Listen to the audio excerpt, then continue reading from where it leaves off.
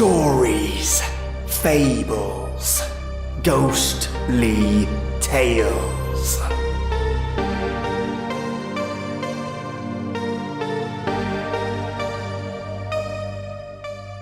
Welcome, listeners, to your daily fix of creepy, strange, and the macabre.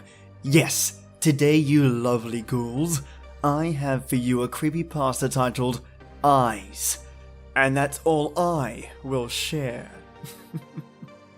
And I also have a listener poem to share with you at the end, contributed by a long-time listener. So turn the lights off, the sound up, and get ready for something different.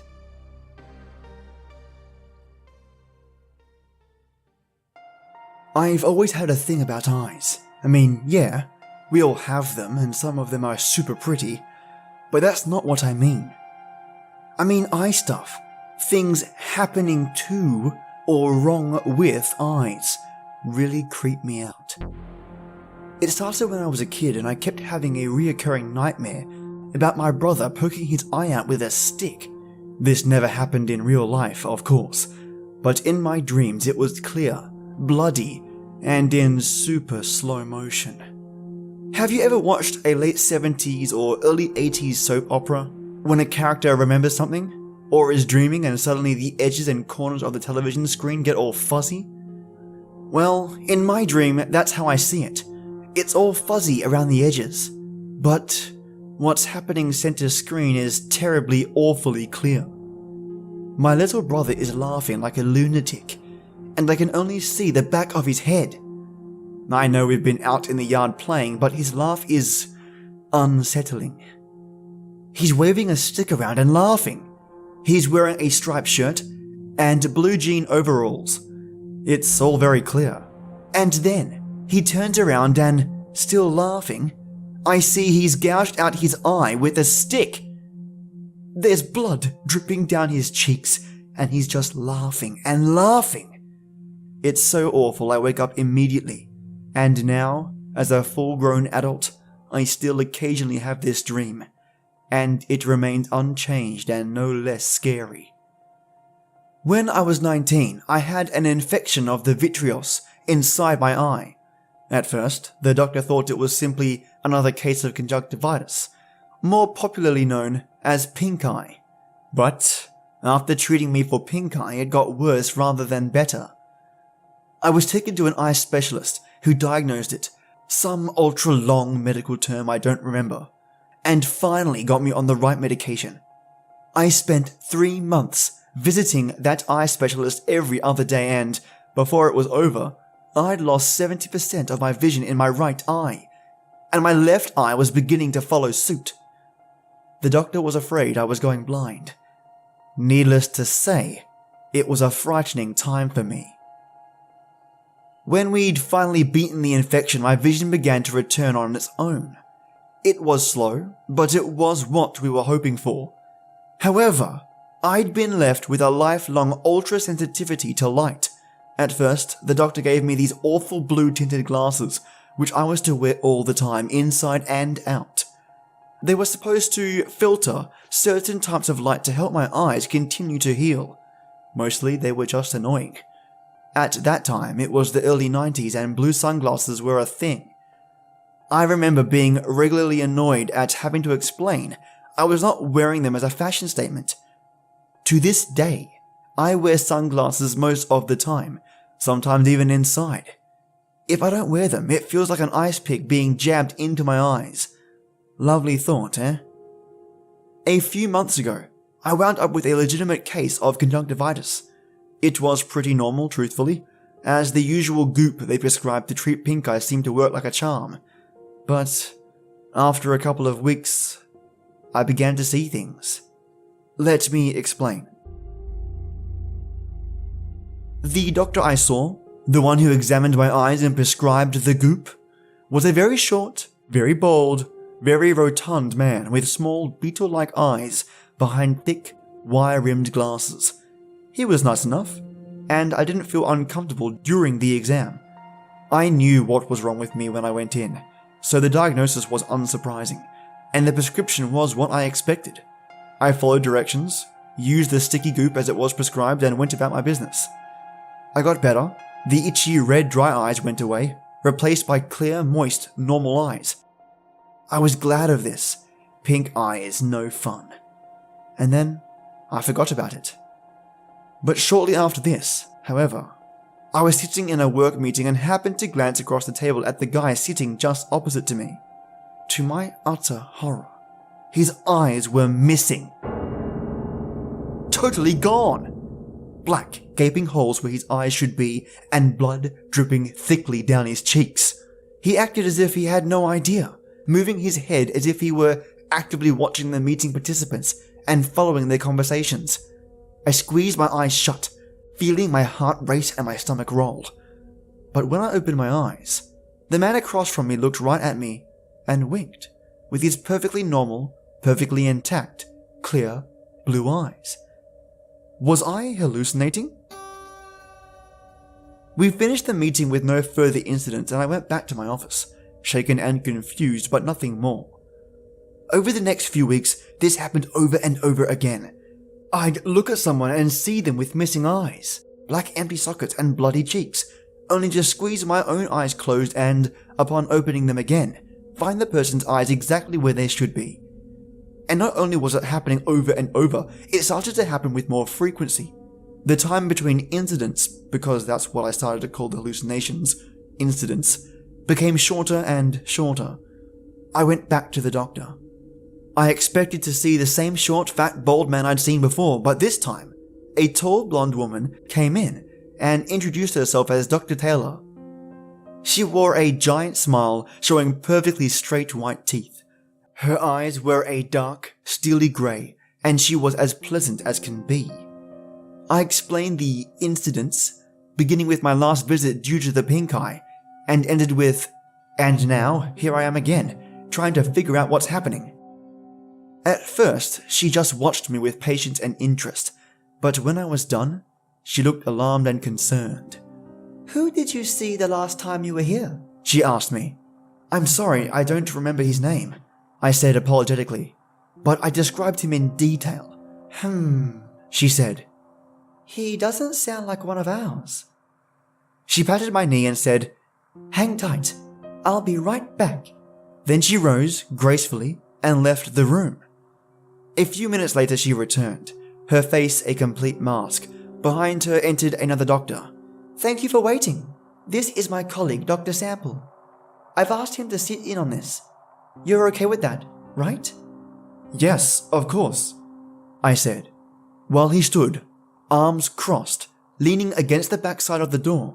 She resumed her former seat. "So, let me just make sure I understand what you're telling me," she said. "You claim you were here on October 10th to have someone look at your eyes and treat them for pink eye, correct?"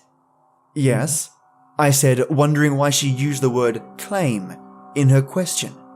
"Further, you claim the practitioner you saw was a short, fat, bald man with black eyes and wire-rimmed glasses, and that he prescribed you some ointment to treat pink eye. Is this also correct?" "Yes," I said again.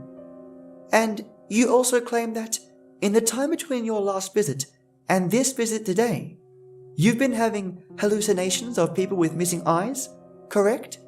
"That's correct," I said, suddenly feeling interrogated. "Well, I'm not sure what to tell you, Ms. Mayer.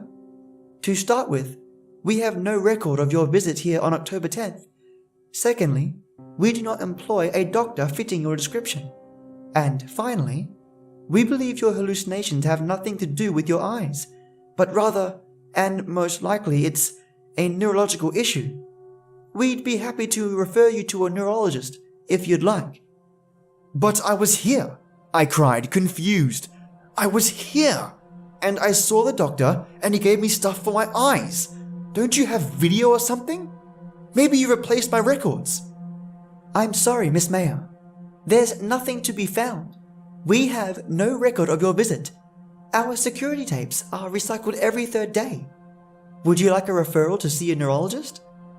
Agitated, embarrassed, confused, I simply nodded. feeling my eyes begin to sting with tears.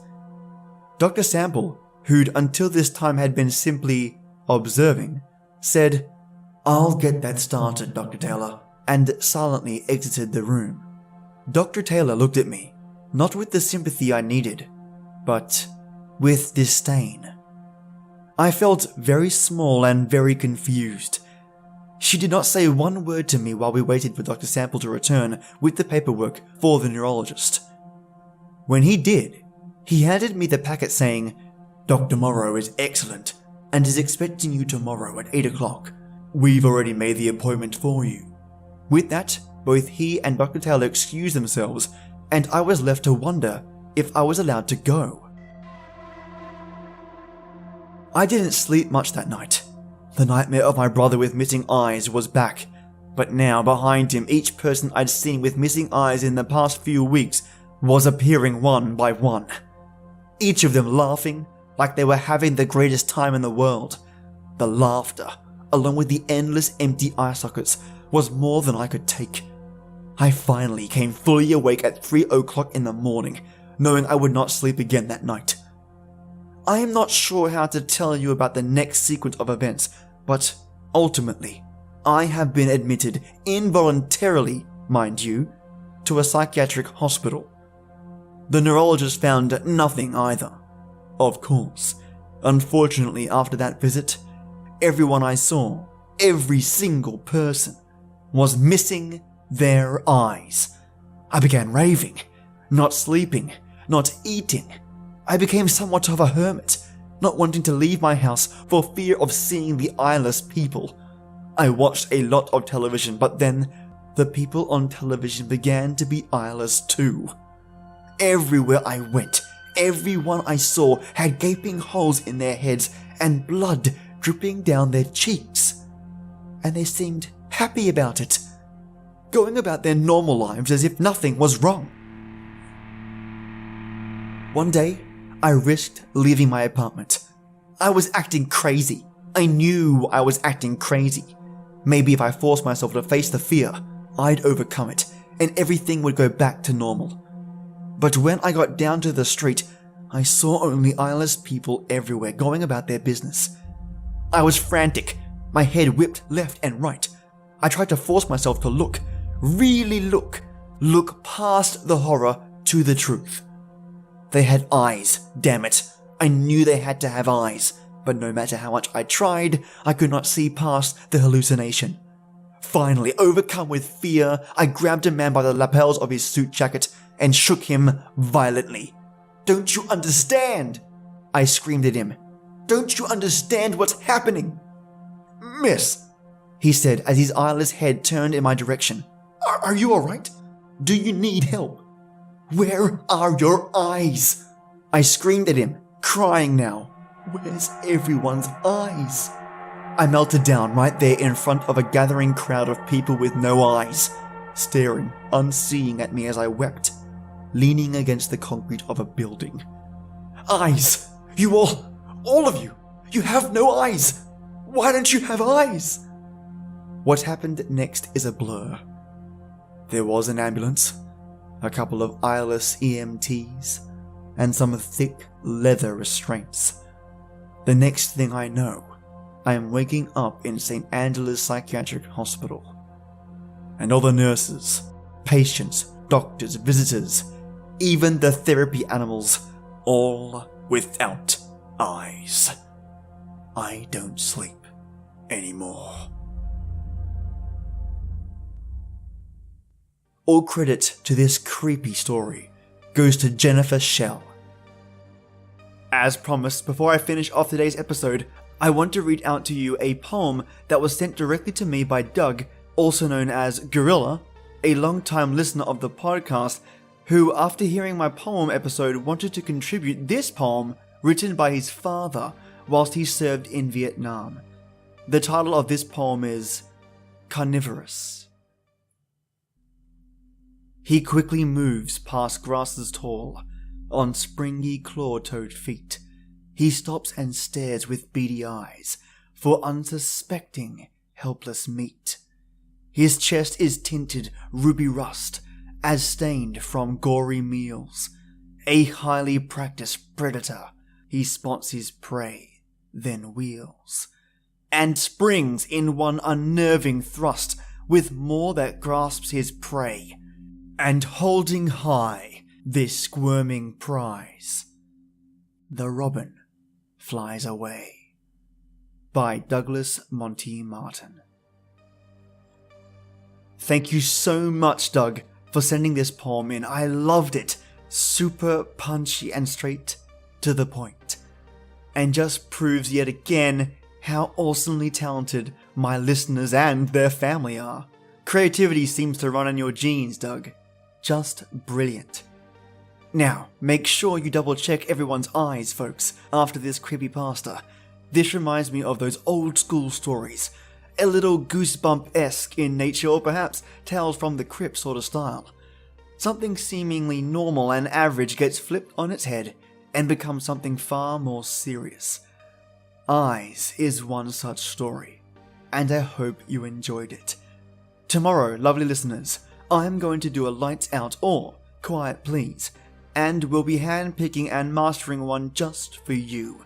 So stick with me then for assuredly something very different. Keep creepy, stay ghoulish, check your loved one's eyes, and till next time.